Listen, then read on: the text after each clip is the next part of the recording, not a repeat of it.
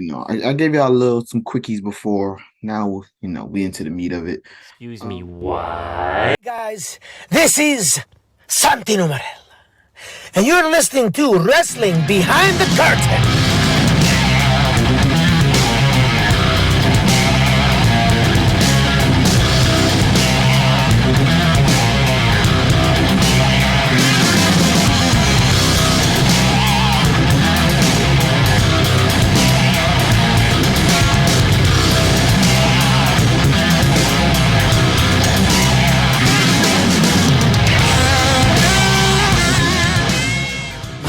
You already know what it is. And we back again. This is why you should be watching Black History Month edition. And today we gonna have, I gave y'all some quickies before. Now, we into the meat of it. Excuse me, what? Actually, I'm not sure. Do we have something after this? It's Black History Month again, so why you should be watching. And today we're doing Booker T. And as I was doing this, I kind of deep dived into Harlem Heat a little bit. So I guess you could call it Harlem Heat / Booker T. Again, this is more of a biography. There's a little bit more shout outs to matches in here and actually some skits, because if you know Booker T, you know. But Booker T, 5-time sucker. If you don't know, you gotta look it up. Booker T. Hoffman is actually his name, Jr. He's also known as King Booker for a little bit, G.I. Bro, and Black Snow. Black Snow I didn't know about. I found that in my research. That's, I guess, one of his like original names. I actually didn't find any more anything about that. Booker T, everyone knows him as that. He also went as Cole for a little bit, I believe. But yeah, born in Louisiana is a common mistake. Everyone thinks he was born in Houston. Yes, he's billed from Houston because he lived in Houston for a long time, all that. But he was born in Louisiana, youngest of 8. That's tough.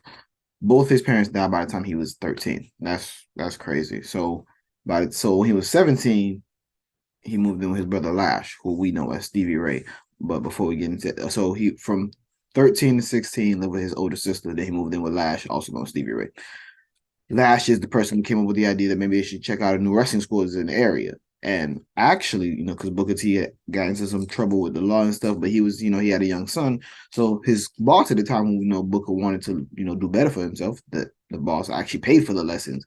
8 weeks later, G.I. Bro debuted.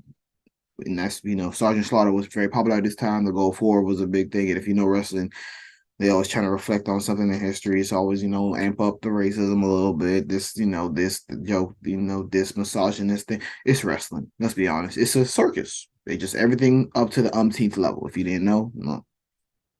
And there's a part where, since we mentioned Stevie Ray, we might as well get into the Harlem Heat section. You feel me? So, Harlem Heat. The brothers started tagging as the Hoffman brothers, how generic their real name, in the Western Wrestling Alliance. And that's after a brief feud with each other, because, how else do tag teams get formed for wrestling again? Anyways, after not too long, WWA ceased operations, and, the brothers had to go to the indie circuit. This is the 80s. So, again, indie circuit is not the worst idea. They live in Texas, like I said earlier, so there's plenty of places to go around. So they actually had caught the eye of the Global Wrestling Federation while they're on the circuit. So that's in they're wrestling out of Dallas, and that's in 92. So the Hoffman brothers are repackaged as the Ebony Experience. That sounds like a porn, have to say it. Before climbing the ranks, blah, blah, blah. And they won the GWF tag titles July 31st, 1992. They dropped the belts after a week, because why not? It's wrestling. And then they brought them back in the October of that same year, but having to drop them because Booker T had a knee injury, and I believe it required surgery. In 93, they had the third run, which is, I believe, they're the only team up to the day. I'm not sure when GWF ceased operations, but if it's an indie, and I don't know, and I don't know off the top of my head, it's probably not around anymore. But I actually have to look back into that and let you guys know. But that was their longest run, the third run. So they were done with GWF at this point. June 22nd, 1993, Harlem Heat debuts. Booker as Cole, I told you, and Lash, that's Stevie Ray, as Kane. And this is obviously in WCW. They were originally going to be a pair of slaves for Colonel Robert. They still ended up working with Robert, but thank God that didn't. They had like collars and all. That would have been a bad idea. A 6'2" and a 6'5" slave following a white man's property in the 90s. Terrible. Thank God it didn't make it to TV. I don't know how it made it out somebody's mouth. Harlem Heat made their pay-per-view debut at Fall Brawl in September. That same year, obviously, 93. In a War Games match, they were teaming with Vader and Sid Vicious. I believe Sid Vicious in real life is the ones who told them to come to WCW. And it was against Sting, Davey Boy Smith, Shockmaster, Clown, and Dustin Rhodes. So obviously, Harlem Heat, Vader, and Sid Vicious are heels. Sting and Davey Boy Smith, Dustin Rhodes, those are good guys. They lost that, so obviously the baby faces won in that case. Not obviously, but the baby faces won. If you don't know baby face, I might do a video on wrestling terms because we got a couple shirts that are wrestling terms, but I don't know what level of wrestling fan really watches our videos. Maybe some beginners need some videos on the words that me and Chance constantly using on the regular because it's the lingo, it's the game. But y'all let me know if we actually need that. But back into what I was saying. So they also appeared in Halloween Havoc, which is not the biggest pay-per-view for WCW, but if you, I mean, World Championship Wrestling, if you liked it, well, Havoc is one of the things you look forward to during their, when they were at the top. They lost again. Shockmaster was also part of that match. What was Shockmaster in headlines? In November of '94, at Clash of Champions, Sensuous, or also known as Sensational Sherry, that's hard for me to say, joined Harlem Heat as their manager, and she actually helped them defeat the Nasty Boys. And I believe like a week later, not maybe not a week later, but December 3rd, I do know it's the date, on TV, Booker named her sister Sherry. So I guess I don't know if he didn't like the sensuous. Again, I wasn't born, so I don't remember the exact details of that idea. But Sister Sherry in the end of '94. So now we come around to we're still in late '94, December. They defeat Stars and Stripes. Oh my God, Harlem Heat, Stars and Stripes, the Nasty Boys. These, I mean, the Street Profits is much better than those names, so I can't really talk mess. But wrestling, the more it changes, the more it stays the same, I guess. So they won their first WCW tag team titles. They won them on December 8th, but I saw that didn't air on TV till January 14th. So if y'all were complaining about TV tapings during the pandemic, a month later for what? Why? Like they had the belts for a month before it was on TV. That's great. And this is when wrestling is, these guys must have been touring with those things at least how many events by then. But that's neither here nor there. They lost the titles at Slamboree, which is in May, just to give you, a little how long they had it.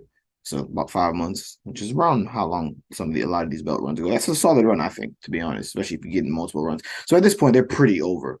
There's been running as heels this whole time. Again, if you don't know these words, this video might really have to come out. But over, they were pretty over, so they couldn't be heels anymore. So they're basically tweeners at this point. But then in November '96, they go full babyface. They save Sherry from Robert Parker, who was he wasn't their manager, but he was still associated with them. And after that they feud with the Steiner brothers, which they feud with them several times. Those are the two, arguably the two best tag teams in WCW history. So those are some of my favorite feuds. Obviously, I go back and watch these. By the end of '97, Booker was transitioning to a solo run because he actually won the TV belt.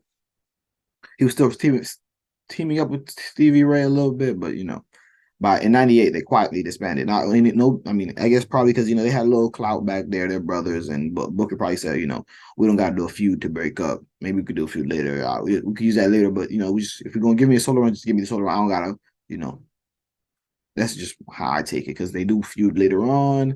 They do have reunions, but I'm really not gonna get that much into it. This is basically the end of our Harlem Heat section because this is supposed to be a Booker T episode, but I just got really deep into the Harlem Heat section of it when I was doing my little research. So that's the end of that. If we want to do a Harlem Heat research, I might have to go back and do that. Y'all let me know in the comments. Okay, so back to Booker T and his new solo run. So he won the WCW World TV title from Disco Inferno. WCW had some characters, but from Disco Inferno on December 29th, 1997. After that, in the spring of '98, he had his best of 7 series with Chris Benoit. And again, your opinion of Chris Benoit being whatever you wanted to be, but the man could go in the ring. So the two of them, obviously, best of 7. And it was because Chris Benoit had interfered previously in a TV champion match between Booker T and Fit Finley. So now this was at a shot to face Fit Finley between the two of them, which makes it weird because then why did Chris help Finley if he wanted a match with him. Whatever. If he's going to end up facing Booker, okay, I'm getting into booking. I'm sorry, that's neither here nor there. If you okay, so remember I tell you I'm not gonna give you a lot of things to check out because and this is why you should be watching more biography. But this best of seven series you should definitely check it out. It got a lot of different things. Bret Hart interferes at one point. Stevie Ray interferes at this point. Remember they're broken up by now, so that's pretty interesting. So yeah, I believe Booker won that, and then he got to face Finley. But again, that was the again. So he's in the limelight now. By it's 2000 now. He's a main eventer. Everybody know who Booker is. Um, Vince Russo comes around. Oh, Vince Russo. We need to do like a deep dive, maybe a deep dive. Maybe I should do a deep dive into Vince Russo. I don't know. But he fired Hulk Hogan on live TV over backstage politics and whatnot. And at that moment, he booked a match between Booker T and Jeff Jarrett for the now vacant, because he just fired Hulk, the WCW heavyweight title. So Booker wins, which made him the second African American champion in WCW after Ron Simmons. Go back and watch the video if you haven't seen it. Ron Simmons, shout out to him, and the third ever African American heavyweight champion wrestling. So he lost the belt to Kevin Nash, get well soon, my guy, in late August. Then after winning it back from Nash because wrestling, he lost it to Russo because wrestling. Yes, Vince Russo, the Booker, who I was talking about earlier, and then he won it back from Jeff Jarrett, who had won it while it was after Russo had vacated it. So this made Booker a three-time champ, but now he's sidelined with an injury. So after that, he returned and he beat Rick Steiner. Again, more Steiner brothers action. We defeated Rick Steiner for WCW US heavyweight title, and that made him their ninth Triple Crown. And I did a video on what a Triple Crown is, but briefly, tag title, secondary title, which is a US or Intercontinental, which he just won, and a heavyweight title, which he had already won. So bam, Triple Crown. And on the final episode of Nitro, because WCW died, Vince bought it, blah blah blah, telecast, all that, he defeated Scott Steiner for his fourth. So if you know Bookie, it's always five time. That's because he won the fifth on WWF, but it was the WCW belt. So yeah, let's see. So, but now WCW is dead, and Booker has 21 belts, and he's their reigning U.S. and heavyweight champion when Nitro dies. He brings these belts over to WWE. Now, you all know how the invasion went, or do you? I don't know. Maybe I should do a video on that. You guys, again, comments. That's how we know what to do. Or join the Discord and we could, discuss what videos should come, because I get some suggestions from there as well. The Discord link will be up there, going off right there. That's that sound. So if you don't know, we'll get to that maybe another time. But the invasion has been deemed a failure by most people. I'm not really sure my opinion of it right now, because I might have to rewatch it, because I was very young when it happened and I watched it, and I've not one of the things I've ever actually watched back. I was just used to everyone saying it sucked. Maybe because they had high expectations. I had none. I was a child. But these have some of the funniest sketches, and this is some of my favorite time in wrestling. I was definitely watching this. And after the invasion, or maybe this is part of the aftermath of the invasion, whatever, I don't know, whichever way you want to look at it, Booker stayed a heel, and he joined Vince and the Big Boss Man, and which was the side of the alliance. So he obviously during this time cost Austin a match against Chris Jericho for the Undisputed Championship. This is the first time there was an Undisputed Championship, but I believe that was Austin Rock, Chris Jericho. And you would not have thought Chris Jericho would want it, but that's who won it. He was their first Undisputed Champion. Crazy. Go back and see that. Probably. It's not really the story I'm telling right now.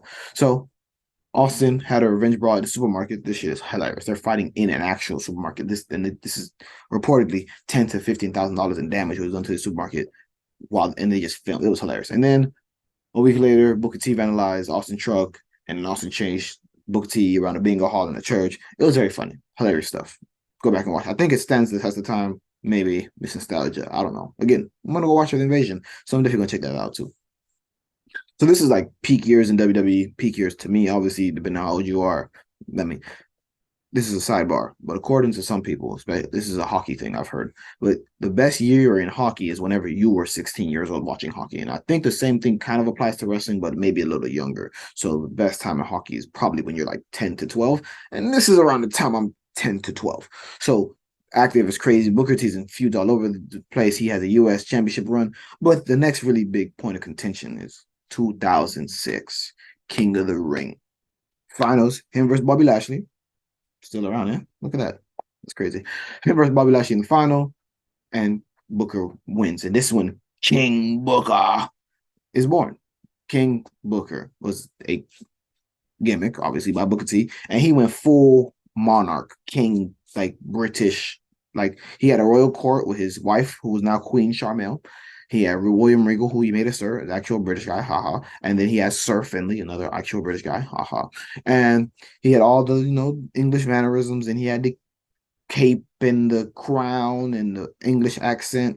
And but sometimes, which is what made it even other funny, because this is Booker's pretty good acting. I'm surprised Booker's not one of the people who went into acting out of all these wrestlers, but when he would get mad and he would turn it on and off.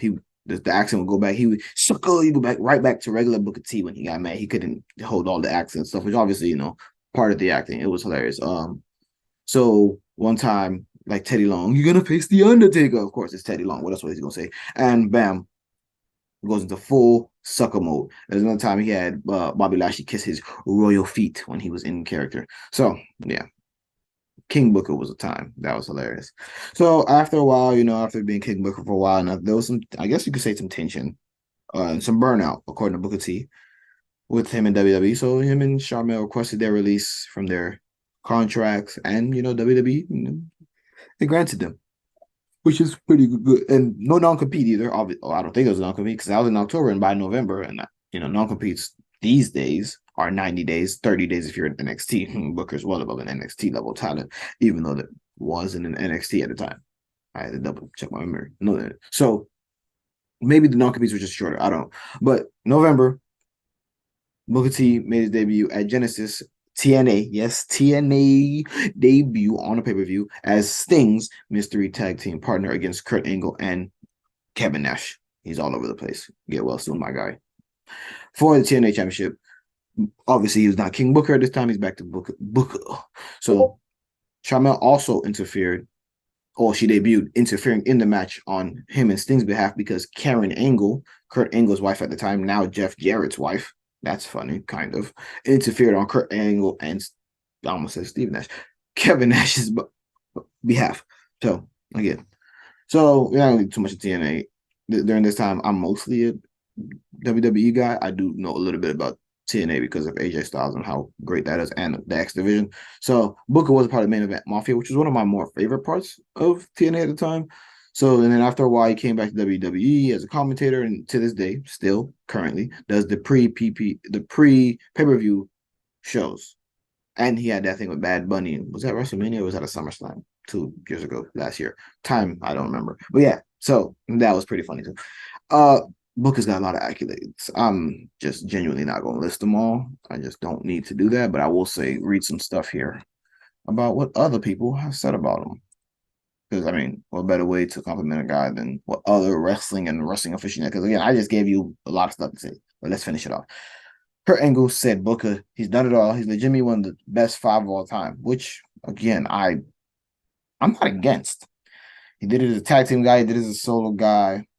He did it as a heel. He did it as a baby face. He done funny. I don't know. He might be top 5. I have to go back and look at that. I mean, I don't know. Sean Rock. Brad.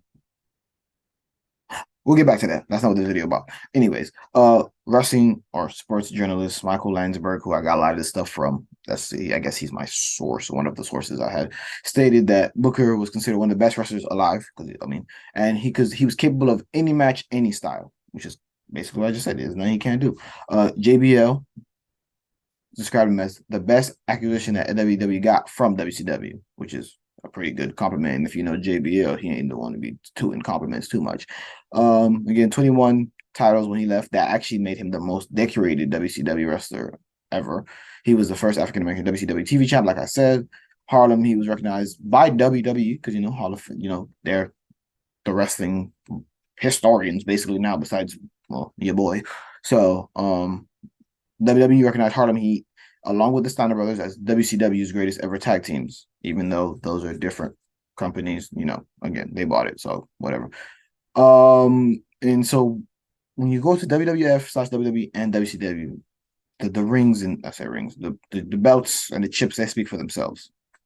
So actually, also in 2013, Booker was voted the best wrestler on the WWE roster at the time, which is kind of weird because that's kind of late. But yeah, so this has been why you should be watching Booker T, sucker. Black History Month again. I'm not sure who we're doing next month. We discussed some more, but I got it. If we going after this, I mean, after Booker, we got to go bigger and better. So we might be doing The Rock next week. I'm not sure. We will see. Thank you for watching. If you're new here, subscribe.